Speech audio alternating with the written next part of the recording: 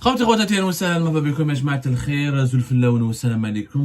que vous allez bien, j'espère que vous vous portez bien. C'est très difficile en tout cas à chaque fois de répondre à cette question parce que malheureusement dans notre pays, en Algérie, tout est fait par nos dirigeants pour qu'on se sente pas bien, pour qu'on soit malheureux, pour qu'on soit en colère, pour qu'on soit révolté, pour qu'on soit indigné, pour qu'on soit mal à l'aise, pour qu'on soit mal dans sa peau. Pourquoi? Parce qu'il y a de l'injustice. Le problème numéro 1 de l'Algérie, c'est de l'injustice. Et nous retrouvons des injustices à tous les niveaux. Économique, politique, social, culturel, à tous les niveaux, l'Algérie, le régime algérien pratique une certaine injustice. La preuve. Alors, dans le dernier journal officiel, Anas El Khair, il y a eu un nouveau décret exécutif qui a été apparu, qui a été publié. C'est le décret numéro 2478, correspondant au 8 février 2024, relatif aux indemnités compensatrices de frais engagés à l'occasion des missions temporaires à l'étranger. C'est le décret exécutif numéro 2478 du 8 février 2024, relative aux indemnités compensatrices des frais engagés à l'occasion des missions temporaires à l'étranger. Ce décret, alors, dernier journal officiel, il a été signé par le Premier ministre Nader El-Arbaoui. Et ce décret, c'est quoi? Il fixe les nouveaux montants à les frais de mission à l'étranger par jour des dirigeants algériens quand ils se déplacent à l'étranger. Vous savez que dans notre pays, je fous la différence, je fous les injustices, je fous comment le régime algérien, il privilégie à chaque fois ses serviteurs et ses fonctionnaires, mais il méprise à chaque fois sa population. Vous savez très bien que nous avons un débat en Algérie sur l'allocation touristique pratiquement depuis 2022. Ça fait depuis 2022 qu'il y a eu des pressions et des promesses de la part du ministère des Finances algérien de changer ou d'augmenter l'allocation touristique. Vous savez que nous avons l'une des allocations touristiques les plus faibles et les plus ridicules et les plus insuffisantes et les plus médiocres et les plus insultantes de toute la planète. Pourquoi? Parce qu'une fois par an, depuis 1997, ça n'a pas changé depuis le 15 septembre 1997, l'Algérien n'a le droit qu'à l'équivalent de 15 dinars, le droit de change, on appelle ça le droit de change, pour ses dépenses liées à des voyages à l'étranger. Il n'a le droit qu'à une fois par an, un droit de change de l'équivalent de 15 000 dinars. C'est-à-dire qu'il peut acheter des devises au niveau d'une banque agréée en Algérie que pour l'équivalent de 15 000 dinars et elle حسب le taux de change de la monnaie entre le taux de change du dinar par rapport aux devises. 115 000 dinars aujourd'hui, je vous laisse, c'est même pas c'est 95 euros. Voilà. Allez, on dit la conversion. Alors, il n'y a même pas 100 euros. Normalement, 15 000 dinars, c'est 111 dollars américains. Et en euros, alors, 102 euros. C'est le taux de change officiel. Mais le taux de change parallèle, parce que les Algériennes et les Algériens malheureusement achètent leurs devises essentiellement dans le marché parallèle, et le véritable taux de change du marché parallèle, c'est le taux de change du marché parallèle, c'est lui le véritable indicateur de la valeur du dinar par rapport aux devises, parce qu'il obéit à la loi de l'offre et de la demande, alors que le taux de change officiel, c'est un taux qui est fixé par la Banque d'Algérie selon des paramètres totalement administrative et bureaucratique et politique qui concerne essentiellement la valeur ou le prix du baril du pétrole. Ça, on en a déjà parlé, concernant la question des devises en Algérie, la relation entre le taux de change parallèle, le taux de change officiel. Vous pouvez revoir récemment une émission assez complète que nous avons dressée là-dessus, que nous avons réalisée là-dessus, plutôt, lorsque nous avons évoqué l'augmentation du taux de change de la valeur des devises sur le marché parallèle, où un pic historique de l'euro, un euro vaut aujourd'hui pratiquement 240 dinars. Ça fait plusieurs semaines. Nous avons déjà parlé de ce problème dans l'allocation touristique lorsque nous avons parlé des bureaux de change en Algérie. Le 3 novembre 2023, nous en avons parlé parce que le 3 novembre 2023, le régime algérien, les autorités algériennes ont décidé d'autoriser, de lancer officiellement l'activité des bureaux de change, sauf que cette activité n'avait aucun sens dans un pays, on a expliqué de la manière la plus de la manière la plus claire possible, la plus rationnelle possible, que cette activité qui a été encadrée et qui a été réglementée dans un décret exécutif qui datait du 12 septembre 2023. C'était le règlement numéro 2301 du 21 septembre 2023 relatif aux conditions d'autorisation, de constitution, d'agrément et d'exercice du bureau de change. L'Algérie voulait donc relancer les bureaux de change pour lutter contre le marché parallèle. Et on avait expliqué à l'époque que ça n'a absolument aucun sens de faire des bureaux de change avec une allocation touristique dans le pays de 15 000 dinars. C'est-à-dire, où je le bureau de change, si une fois par an, quand je dois voyager, je n'ai le droit que d'acheter au niveau d'un bureau de change comme au niveau d'une banque, là, au niveau de la banque, uniquement l'équivalent de 15 000 dinars, c'est-à-dire entre 100 et 95 euros. Ça n'a aucun sens. Ça n'a aucun sens. Donc, la population n'a le droit qu'à 100. On va travailler avec le taux de change officiel, parce que l'allocation touristique, elle est échangée au niveau des banques et des établissements financiers agréés. Donc, le citoyen n'a le droit par an qu'à 102 euros. Par contre, les dirigeants algériens, grâce à ce nouveau décret exécutif, signé par le Premier ministre, ils auront le droit, lorsqu'ils vont partir en mission à l'étranger, qu'ils soient militaires ou civils, les dirigeants algériens, auront le droit à la première catégorie à au moins 216 euros par jour. 216 euros par jour.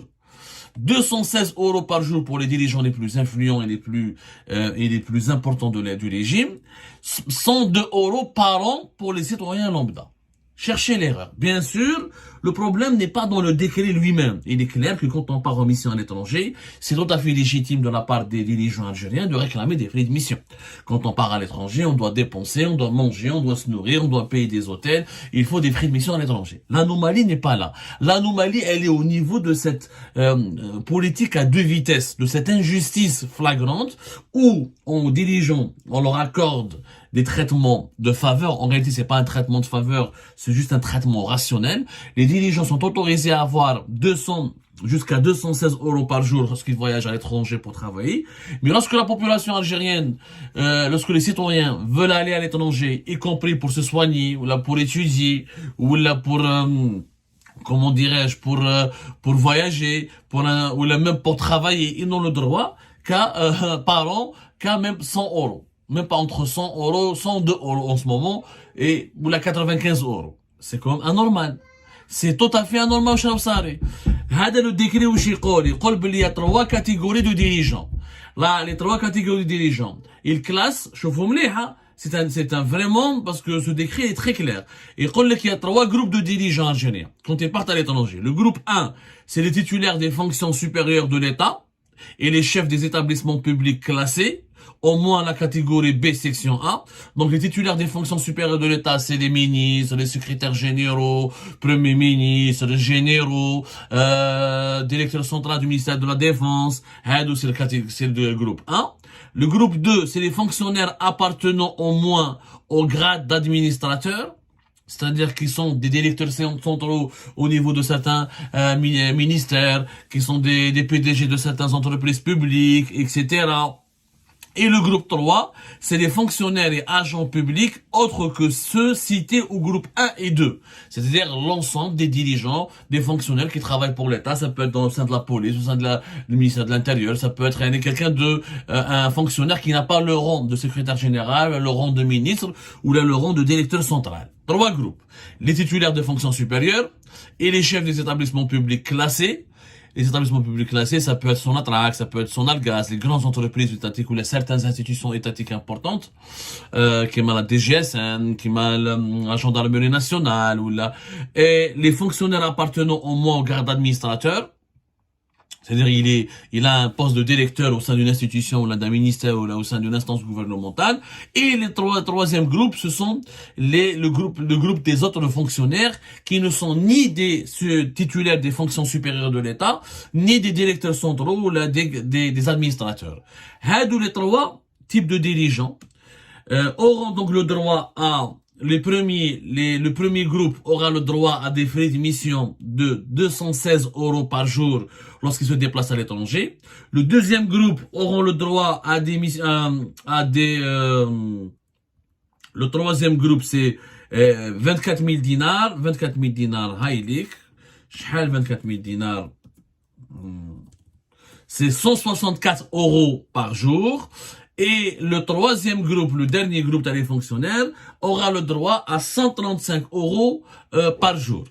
Lorsqu'ils ont des missions, lorsqu'ils doivent accomplir des missions à l'étranger. Donc je répète, 216 € pour les dirigeants les plus importants et les plus influents par jour hein, de l'État, 164 par jour pour le deuxième groupe des dirigeants algériens, et pour le troisième groupe et le dernier groupe, ils auront 135,3 € par jour. Ça semble, pour le moment, ça semble logique, parce que quand tu pars à l'étranger, en mission, pour payer l'hôtel, déjà pour payer l'hôtel, quand il n'y a pas de prise en charge d'autre, déjà 200 € et c'est suffisant. C'est-à-dire, tu vas dormir dans un hôtel Ibis, même si tu as l'hôtel, il est pris en charge par l'État, ou là, quand tu es en mission officielle, pour manger, pour aller au restaurant, pour à payer un taxi ou là, c'est à peine suffisant. Surtout quand on se déplace dans des villes assez prestigieuses et chères, qui m'a Genève, qui m'a Paris, qui m'a Francfort, qui m'a Londres, qui m'a New York. Ça me semble logique. Mais ce qui n'est pas logique, c'est pourquoi l'État fait des efforts pour ses propres dirigeants et qu'il ne veut pas faire des efforts pour sa propre population. Pourquoi on pense aux ministres, aux généraux, aux colonels, aux diplomates? Bon, les diplomates, ils sont payés en devises. Ou là, aux dirigeants tout court, aux fonctionnaires de l'État, et on pense pas à la population lambda. Et l'étudiant mesquin quand il doit aller étudier, et l'Algérien qui est malade quand il doit se soigner, et ou la famille, le père de famille qui veut emmener ses enfants voyager à l'étranger pour découvrir le monde. Pourquoi lui, on ne lui donne le droit qu'à 102 € par an? Alors que les dirigeants peuvent avoir plus de 200 € par jour.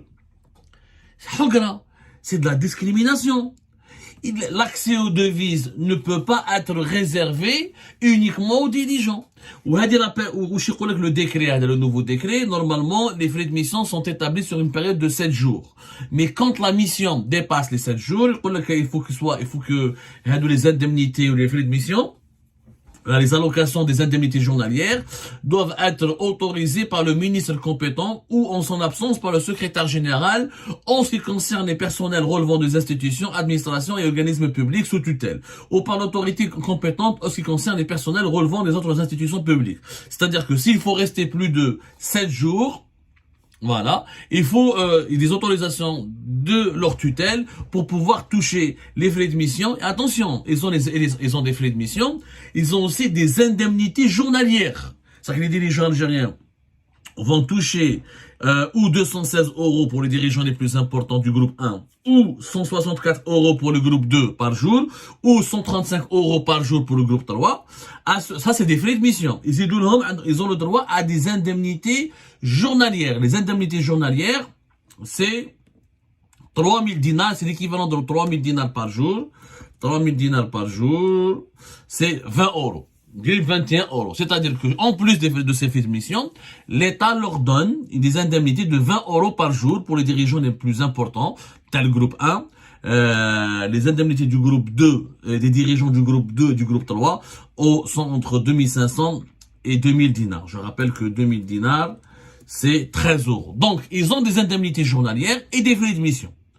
Donc, ils partent à l'étranger, plus ou moins à l'aise. Même si, voilà, ça dépend ça dépend de la ville où ils vont partir, etc. Mais généralement, les prises en charge, les dirigeants algériens quand ils partent à l'étranger, le logement, l'hébergement, on est déjà payé. Là, ils ont juste à se nourrir ou à se déplacer. En tout cas, ils sont bien pris en charge. On va pas s'inquiéter pour eux. Franchement, vu comment ils vivent à l'étranger, on va pas s'inquiéter pour eux. Mais regardez l'effort que fait l'État pour ses propres dirigeants. Un effort important. Des indemnités de 20 jours par jour, des frais de mission de plus de 200 € par jour, et la population, allocation touristique, 100 € par an. Ça n'a pas de sens. En Algérie, il y a que les dirigeants qui peuvent vivre, qui peuvent jouir d'une certaine vie. On peut pas voyager dignement avec 100 € par an.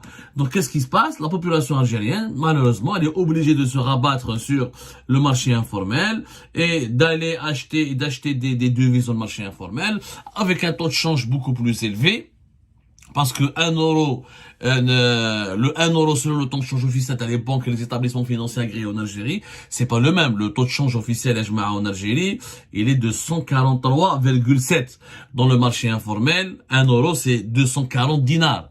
Vous voyez toute la différence. Donc non seulement la population doit payer les devises beaucoup plus chères, parce qu'elle n'a pas le droit de les acheter au niveau des banques, même avec cette réglementation, les bureaux de change qui a été autorisée, ça n'a pas de sens.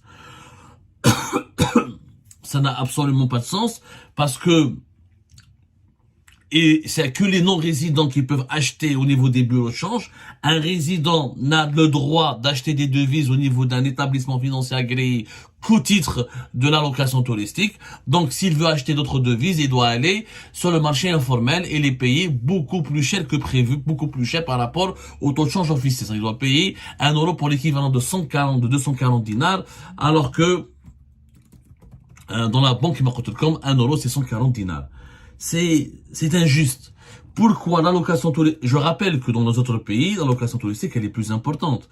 Je vous rappelle qu'au Maroc, l'allocation touristique, l'arcade pratiquement depuis 2023, elle est de l'équivalent de 10 000 euros.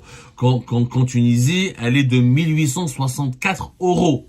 Voilà. Depuis janvier 2022, les Marocains ont le droit à une allocation touristique qui, dont l'utilisation est soumise à des conditions bien précises, mais loin d'être sévère, à 10 000 euros par an. Les Tunisiens ont le droit à une allocation touristique qui est de 1864 euros par an. L'Algérien Mskin, 102 euros par an. C'est une humiliation. C'est humiliant. Depuis 2-3 ans, on nous promet qu'on va revaloriser. Des propositions ont été faites. La dernière proposition a été faite par par des experts des responsables de l'Office national du tourisme, l'ONT. Ils ont proposé à ce qu'il y ait une allocation touristique de 300 euros pour chaque déplacement, et pour chaque voyage à l'étranger, avec le droit à 300 euros.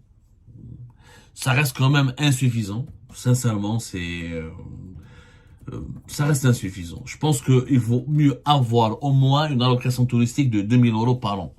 Parce que nous avons une population qui aime voyager, qui veut sortir, qui veut rendre visite à ses parents à l'étranger, qui veut aller étudier, qui veut aller se soigner, qui veut aller travailler. Au moins 2000 euros par an. Mais personne, il y a eu des promesses, mais rien de concret sur la revalorisation de l'allocation touristique. On est toujours bloqué à 102 euros, à 15 000 dinars, ce qui est honteux. Wallah, ce qui est honteux. Wallah, Yanez, c'est honteux. Mais les dirigeants algériens, bien sûr, c'est des favorisés, c'est des privilégiés. On leur fait un décret exécutif taillé sur mesure pour qu'ils puissent avoir des frais de mission de plus de 200 euros par jour et des indemnités journalières d'au moins de 13 à 20 euros par jour. Voilà.